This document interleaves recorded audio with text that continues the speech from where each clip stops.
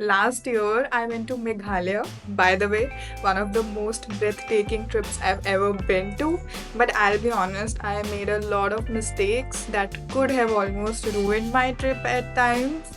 So, in today's video, I'm going to share everything I wish I knew before I went to Meghalaya so that you don't make the same mistakes. Trust me, these tips are going to be so helpful. It is going to save a lot of time, money, and hassle. Meghalaya is a beautiful place with lush green hills, amazing waterfalls, and misty rainforest.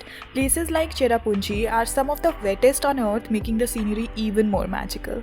You can also see unique living root bridges made by the Khasi people using living tree roots. If you love adventure, you can go trekking, exploring caves, and visiting stunning viewpoints like Latham Canyons.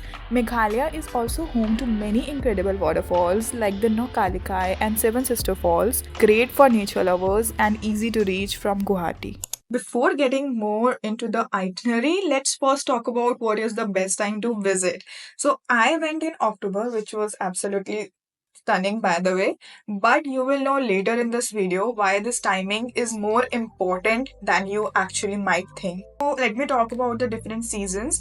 Monsoon आता है वहाँ पे from June to September, where the area receives very heavy rainfall. So I would recommend not to go in monsoons. It is really not safe. There are a lot of landslides that can happen. So just don't go in monsoons, okay? So after that, after September, it comes October, where the monsoon season starts fading away and the winter season starts coming in. In October, you are going to see some post monsoon showers, but it is not technically a rainy season, so the waterfalls are still going to be very lush and you can enjoy the post monsoon trekking and post monsoon greenery. The landscape is very vibrant, so it is also a good time and a safer way to explore all the waterfalls in Meghalaya. Meghalaya is one of the few places in India where you can experience cherry blossom season. This is when you are going to see a lot of pink and white cherry blossoms blooming around in whole of the Shillong and Cherrapunji area, and they also host their own cherry blossom festival which is around mid-November. After November till February, it comes the winter season. So जो थोड़ी बहुत बची कुची rainfall थी वो भी चली जाएगी and the rivers are going to be very clean and all the waters become very pristine, clear. This is the best time to visit Doki River because it is famous for its crystal clear waters, which you are not going to see in October and November because it's just not the season. The crystal clear waters will be best seen in or after December, that is the winters. In November, you can enjoy trekking, clear skies, clear rivers, clear waters, but the waterfalls may not be as much lush or what you have seen in the videos. So the waterfalls will be a little less, what do you call it? Watery. After winters, it comes the spring or the summers after the month of April. In which month you actually want to visit depends on your priorities.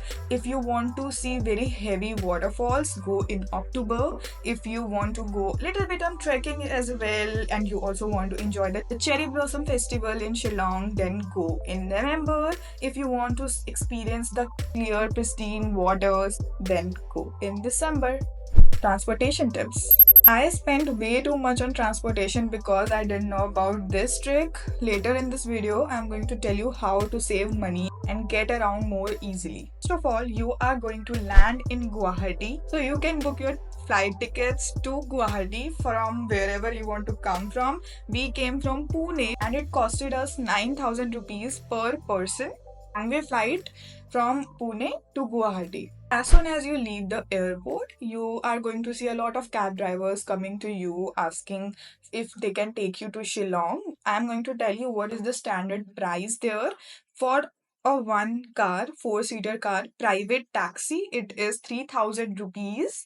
So We were two people. We decided to take a shared cab. I don't know why. So for shared cab, it is 1000 rupees per person. They are also standing just outside the airport, the shared cab people as well.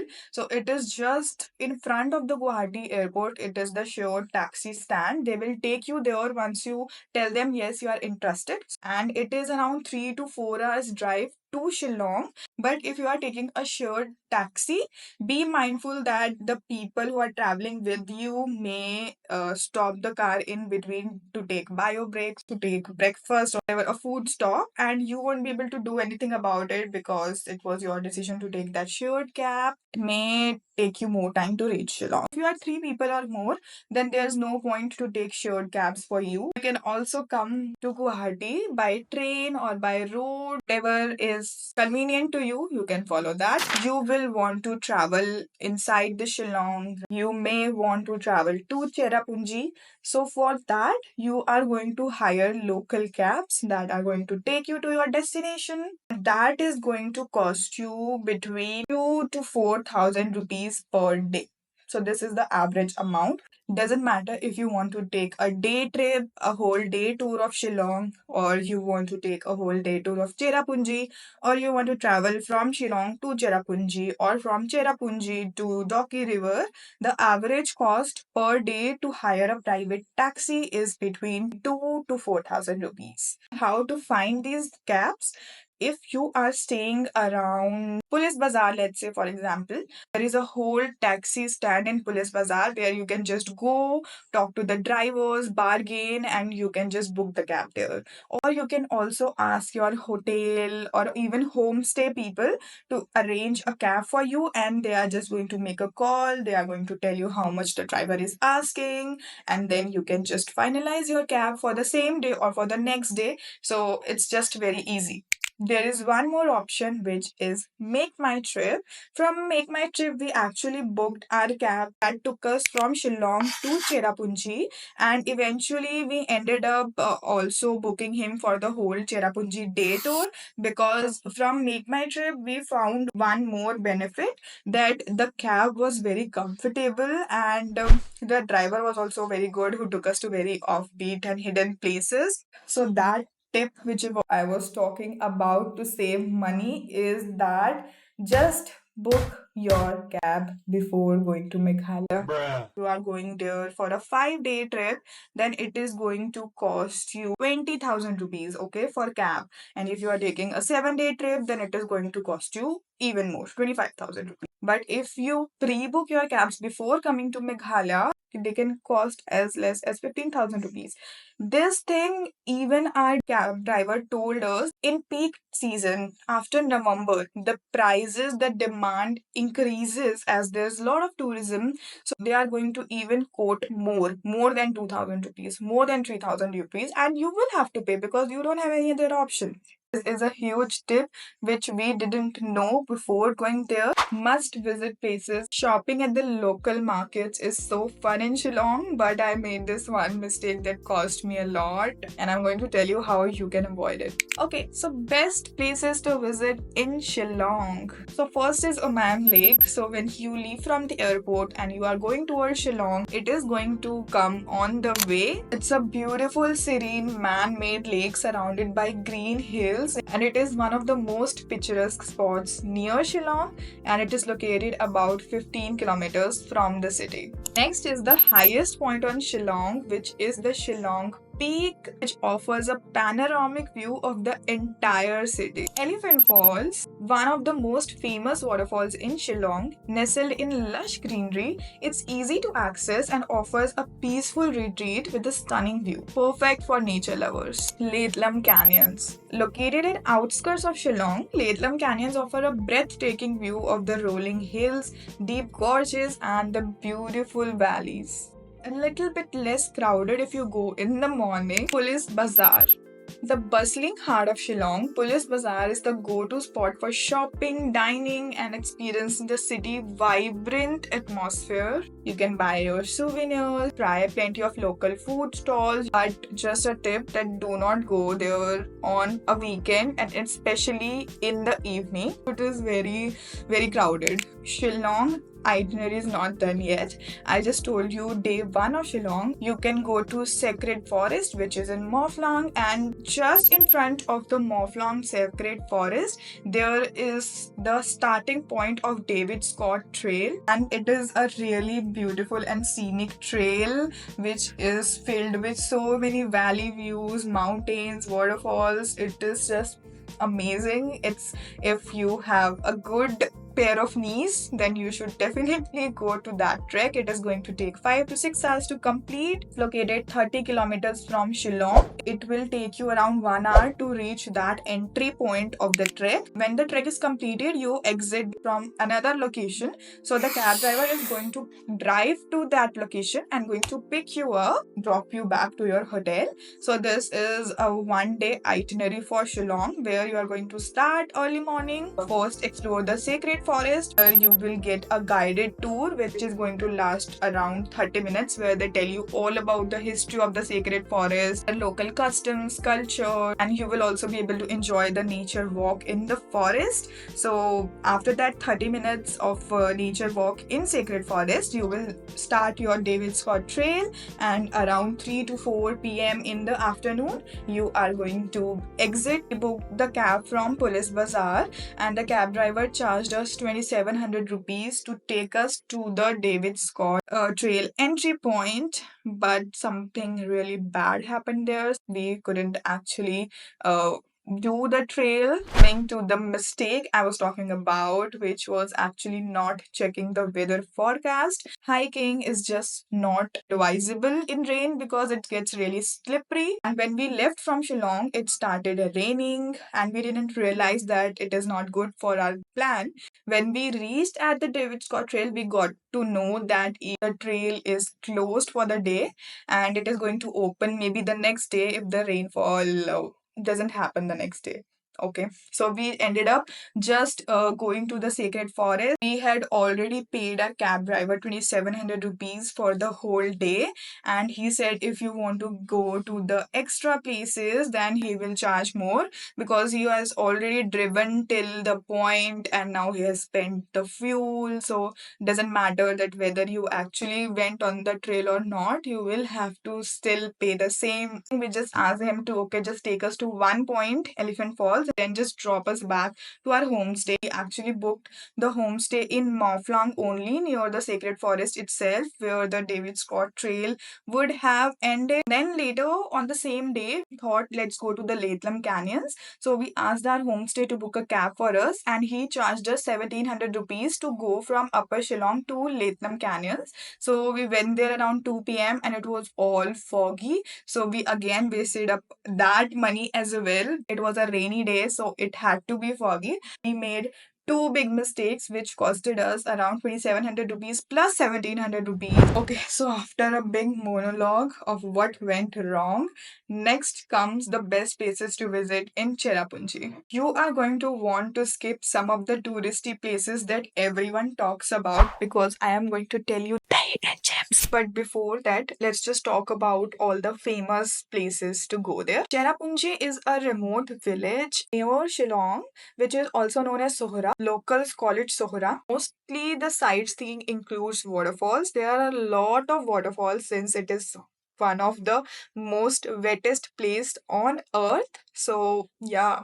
First waterfall is the Nohkalikai waterfall, tallest plunge waterfall in India. Nohkalikai Falls offers a spectacular view as the water drops from 1000 feet into a pool. The Seven Sister Waterfalls. It's a must see, particularly during and after the rainy season. Denthlin Falls, which you must have heard about a lot, and the Vaisadang Fall, which includes a very simple 250 to 300 meters trek. Masmai and Arva Caves. A popular attraction, these are limestone caves and are relatively very easy to explore, and they offer an exciting underground adventure. Living Root Bridge is you cannot miss.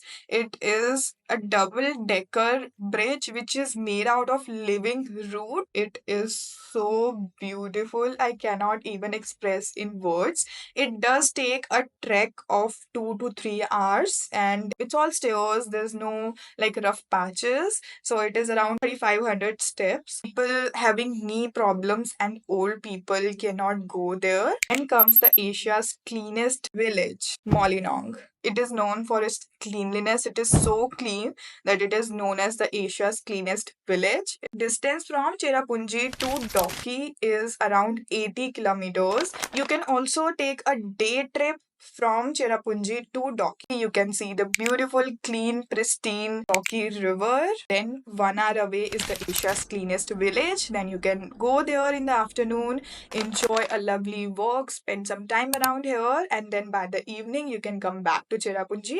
Or if you want to spend some more time there, then you can take a homestay in the village, and then you can come back the next day. Now is the time to talk about the hidden gems. First is the Lingshire Falls. For those people who are looking to escape the more crowded waterfalls and spots and enjoy nature in peace, this waterfall is for them.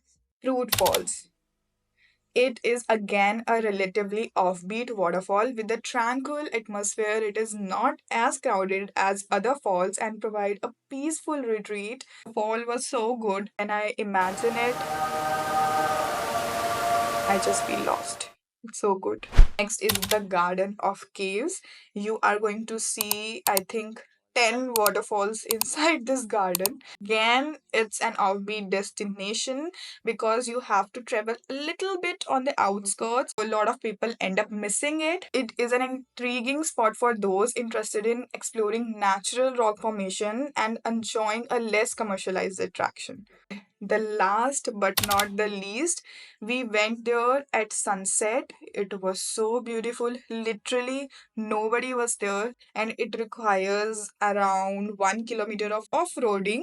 What a view it was! We were completely stunned. Again, you have to do a very small 200 to 300 steps trekking. I would not even call it trekking, you just have to climb those stairs. Most of the attractions in Cherrapunji, most of the waterfalls need a little bit of walking and climbing up and down of the stairs. So yeah, be mindful of that. Name I'm going to put there because it's really tough and I can't pronounce it. There was waterfall at one side, there was valley at the another side. Just in front of the waterfall, there was a huge valley, and when you look at the waterfall, you see the beautiful river coming down. There's a bridge over the river. You can stand there and look at the valley. You can come go down and look at the waterfall. It was just so beautiful. This everything you can cover in 5 days. But if you have more days, then I would recommend you to go to Vari Chora. You will get a chance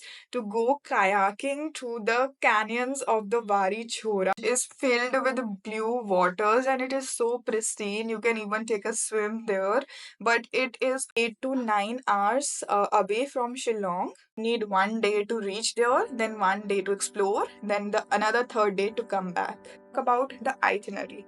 On the day 1, land in Guwahati, come to Shillong, check into your hotel, and you are going to take rest because you have traveled a lot. So in the evening you can go around Police Bazaar and explore the area, explore the cafes, and the next day you can go to a full day tour of Shillong where you can cover all the destinations that I covered earlier in this video. On the third day of your trip, you can go to David Scott Trail and explore the Mawlynnong Secret Forest. The fourth day, you are going to go to Cherrapunji. You can start early in the morning, and for the whole day, we're going to explore all of the beautiful hidden waterfalls and caves in Cherrapunji. The next day, go to the trek of Living Root Bridge. I have a whole video on it if you want to watch. Take a water bottle with you. Do not use and throw plastic water bottles there, okay? After Living Root Bridge, there is another trek from Living Root Bridge, which is going to take you Rainbow Falls, which is a little bit tougher. There are no stairs. It is just forest. Through forest, you have to go and reach the Rainbow Falls. Getting back to the itinerary, on day 5, in the early morning, we are going to leave for Doki River. We are going to take a boat ride in the river. Then we are going to go to the Asia's cleanest river and back to Cherrapunji in the evening. If you have 7 days, then you go to Varichora. Next, coming to where to stay in Cherrapunji and Shillong. So in Shillong, first option is the Imayam Lake. If you want to stay near the pristine lake in the serene surroundings, you can take an option to take the accommodation near Imayam Lake. Next option which we took was the Police Bazaar. We stayed in Police Bazaar, so we thought that it would be relatively easy to explore Police Bazaar if we are staying in Police Bazaar. And the third option is staying in Upper Shillong, which is basically just at the opposite end of the Mayam Lake, which is in between Cherrapunji and Shillong, where we stayed on the third day. It is near Mawlynnong. You can stay there if you want a very farmhousey kind of experience. Again, very serene, very peaceful, very calming, but a little bit cheaper. And it also helped us the next day. From Upper Shillong, the next day it took us only 1 hour to reach Cherrapunji. It would have taken us 2 hours if we started from Police Bazaar. Next comes Cherrapunji. So Cherrapunji is very small, remote town, so you can book hotel anywhere you want, any kind of. There are a lot of budget hotels, budget homestays there, which are very good. You can you'll get to talk more, interact more with the locals there, and you can also book a luxury hotel as well. Personally, we booked the Polo Orchid Hotel, which comes in the luxury hotels. It was around 15,000 per night.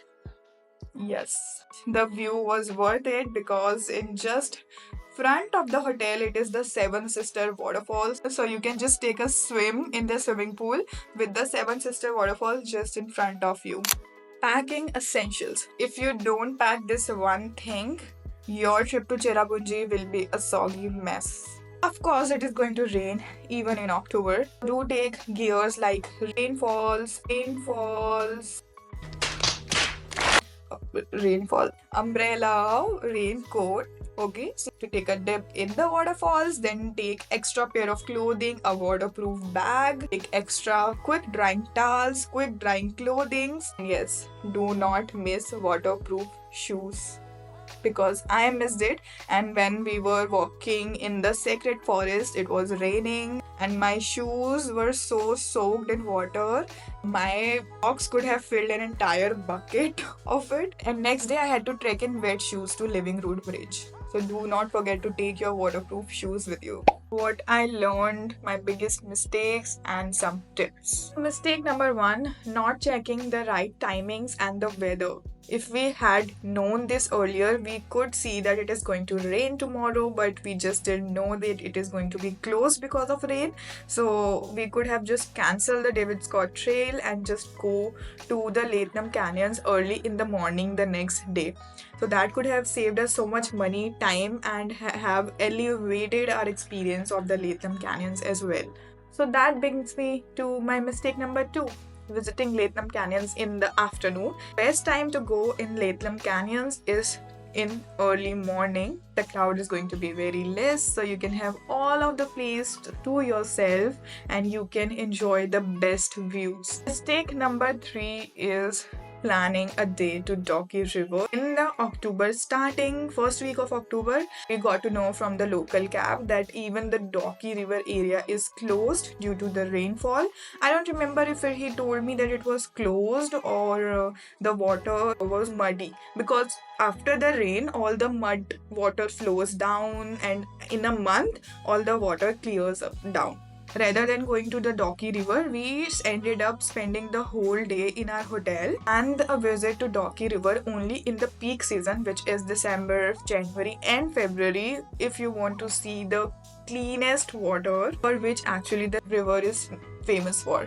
My next mistake was not exploring the local food. Make trying local cuisines a priority by exploring local food stalls, markets and local eateries. My next mistake is not pre-booking the transportation. We were booking our transportation per day basis, so that costed us a way more than it could have. Total cost of this trip. So I'm going to break down the total cost of this trip. For flights to reach Guwahati, it is going to cost 20,000 per person. For accommodation, if I consider medium to luxury budget, it may cost between 5 to 10,000 rupees. If I go to more luxury, then 15,000 rupees per night. So it actually depends on your budget, but homestays are available in as low as 2,000 rupees per night. Food, it is going to cost 1,000 per person per day. The transportation, so if you pre-book, you can book the cab for as low as 15,000 rupees, but it can go up to 25,000 rupees for cabs for a 7 day of trip. Okay, so a total of everything will come around 1.2 lakh rupees for two people. I shared everything you need to know to go to Meghalaya. Let me know when are you planning your trip. For more detailed itinerary and for more detailed like day-wise cost breakdown, watch my individual vlogs in these videos, which I'm going to link below in the description. And tell me, have you ever been to Meghalaya? Who have not and you could visit one place in Meghalaya, which would it be?